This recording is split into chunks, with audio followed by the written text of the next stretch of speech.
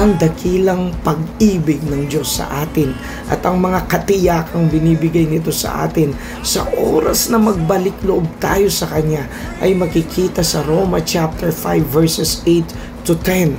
Ngunit ipinadama ng Diyos ang Kanyang pag-ibig sa atin nung mamatay si Kristo para sa atin nung tayo'y mga makasalanan pa.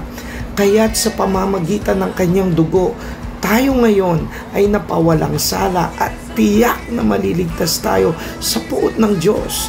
Dati tayo ay mga kaaway ng Diyos, ngunit tinanggap na niya tayo bilang mga kaibigan sa pamamagitan ng pagkamatay ng Kanyang anak. At dahil dito, tiyak na maliligtas tayo sapagkat si Kristo ay buhay. Come on, let me see that dance. Put a dance on it tonight. If you're grateful, come on.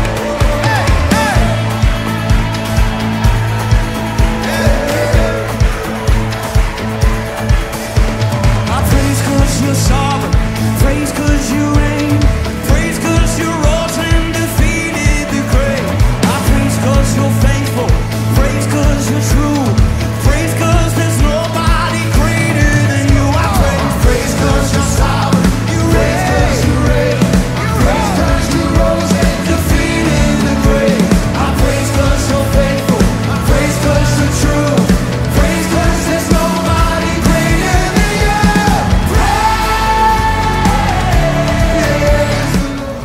Dear students at sa bawat isa, narito ang napakagandang paanyaya ng Panginoong Hesus sa inyo. Sa Matthew chapter 11 verse 28, lumapit kayo sa akin, kayong lahat na nahihirapan at nabibigat ang lubha sa inyong pasanin, at kayo'y bibigyan ko ng kapahingahan. Indeed, napakaganda ng paanyaya sa iyo ng Panginoon. Kaya habang may panahon ka pa ay makatotohanan ka ng magbalik loob sa Diyos. Huwag mong hayaang mahuli ang lahat. Hinihintay ka ng Panginoong Hesus. Hindi ka niya itataboy.